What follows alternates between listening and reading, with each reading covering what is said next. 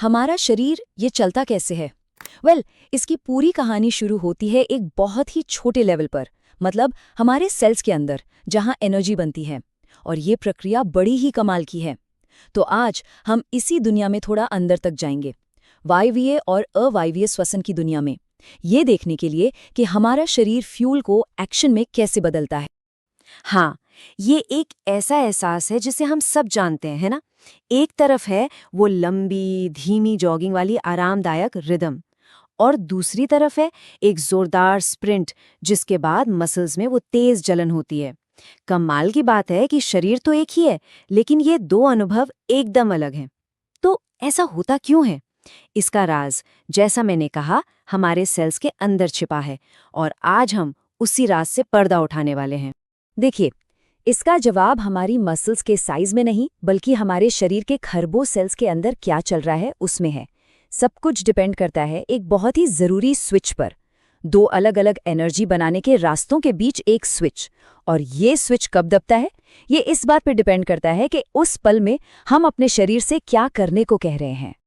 अच्छा, इस फर्क को समझने का सबसे अच्छा तरीका जानते हैं क्या है? दो तरह के एथलीट्स के बारे में सोचना। एक है मैराथन रनर, जो स्टेमिना और एफिशिएंसी का सिंबल है, और दूसरा है स्प्रिंटर, जो एक्सप्लोसिव पावर का जीता जागता उदाहरण है। दोनों ही जबरदस्त एथलीट हैं, पर उनके शरीर एनर्जी का इस्तेमाल बिल्कुल अलग अलग तरीकों से करते हैं, और यही तरीके हमारे सेल्स के अंदर की उन दो बेसिक प्रक्रियाओं को दिखाते हैं। तो चलिए सबसे पहले मुद्दे पर आते हैं। इन दो एनर्जी बनाने के रास्तों में सारा खेल बस एक चीज का है, ऑक्सीजन। ऑक्सीजन मौजूद है या नहीं है, बस यही एक बात पूरी कहानी बदल देती है कि हमारे सेल्स एनर्जी कैसे बनाएंगे। और असल में यही वो चीज है जो हमारे मैराथन रनर को हमारे स्प्रिंटर्स से अलग करती है। ये बहुत सीधा सा है। वायवीय यानी एरोबिक रेस्पिरेशन को अपना काम करने के लिए ऑक्सीजन चाहिए ही चाहिए। ये हमारे मैराथन रनर का एनर्जी सिस्टम है, धीमा और भरोसेमंद। वहीं दूसरी तरफ अवायवीय यानी एनएरोबिक रेस्पिरेशन तब काम आता है जब ऑक्सीजन की डिमांड सप्लाई से ज्यादा हो जाती है। सोचिए जैसे एक जोरदार स्प्रिंट के दौरान। ये एनर्जी पाने का एक तरह से क्विक एंड डर्टी तरीका है। तो सवाल उठता है कि फ्यूल क्या है? अच्छा, दोनों ही मामलों में फ्यूल एक ही है, ग्लूकोज, मतलब वो सिंपल शुगर जिससे हमारे शरीर को पावर मिलती है। लेकिन हमारे सेल्स उस ग्लूकोज को कैसे तोड़ते हैं, बस यहीं पर सारा खेल बदल जाता है। आप इसे ऐसे समझ सकते हैं कि एक तरफ है बहुत ही एफिशिएंट, कंट्रोल्ड प्रोसेस, और दूसरी तरफ है जल्दबाजी में की गई तोड़फोड़।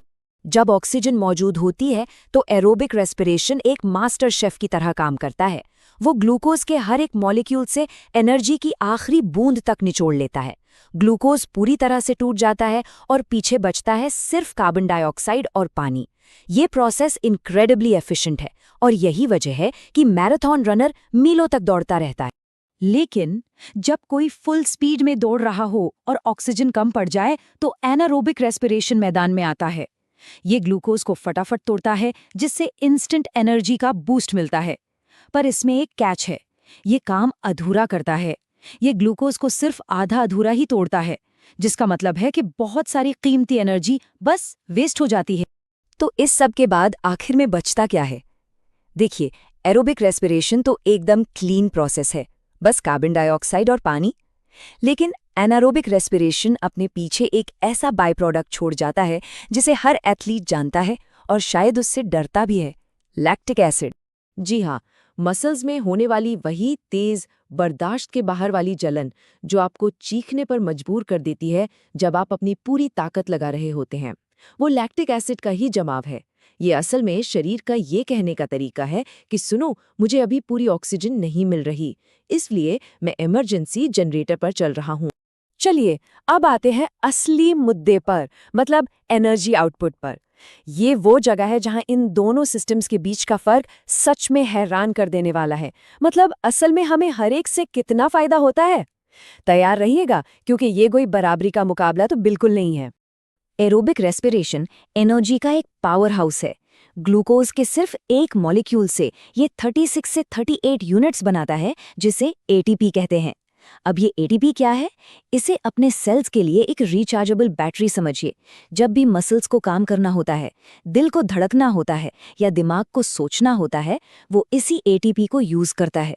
तो 38 एटीपी का मतलब है जबरदस्त एनर्जी।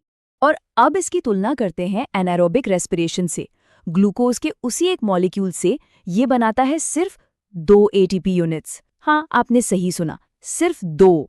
ये एक बड़े से पावर प्लांट और कुछ AA बैटरियों के बीच का फर्क है। अब समझ में आया कि स्प्रिंटर की एनर्जी इतनी जल्दी क्यों खत्म हो जाती। चलिए, अपनी इस तुलना को पूरा करने के लिए अब सेल के थोड़ा और अंदर जूम इन करते हैं। ये दोनों प्रोसेस एक ही जगह पर नहीं होते, और ये लोकेशन, इनकी एफिशिएंसी में इतना फर्क क्यों है, इसका एक और सुराग देती है। एनारोबिक रेस्पिरेशन तेज और सिंपल है। ये पूरी तरह से सेल के लिक्विड हिस्से यानी साइटोप्लाज्म में होता है। लेकिन एरोबिक रेस्पिरेशन एक मल्टी स्टेप प्रोसेस है। ये साइटोप्लाज्म में शुरू तो होता है, लेकिन फिर ये माइटोकॉन्ड्रिया नाम के स्पेशल कंपार्टमेंट में चला जाता है, जिन्हें सेल का असली पावर प्लांट भी कहते हैं। और यहीं पर असली जादू होता है, जहां एनर्जी का सबसे बड़ा हिस्सा बनता है। तो चलिए फटाफट सब कुछ एक साथ देख लेते हैं। एक तरफ है एरोबिक रेस्पिरेशन, इसे ऑक्सीजन चाहिए, ये ग्लूकोज को पूरी तरह तोड़ता है, ढेर सारा एटीपी बनाता है और माइटोकॉन्ड्रिया में होता है। दूसरी तरफ है एनारोबिक रेस्पिरेशन, ऑक्सीजन नहीं चाहिए, ग्लूकोज को आधा अधूरा तोड़ता है, ना के बराबर एटीपी बनाता है और लैक्टिक एसिड जैसा परेशान करने वाला बाय प्रोडक्ट छोड़ता है। तो अब पूरी पिक्चर क्लियर हो रही है ना? हमारा मैराथन रनर असल में एक एरोबिक मशीन है। उसका शरीर ऑक्सीजन लेने और उसे मसल्स तक पहुंचाने में माहिर है, और इसी वजह से उसे घंटों तक दौड़ने के लिए एक लगातार और भरोसेमंद एनर्जी मिलती रहती है। वहीं दूसरी तरफ हमारा स्प्रिंटर, जैसे ही रेस शुरू होती है, वो बहुत ज्यादा एनारोबिक सिस्टम पर डिपेंड करता है।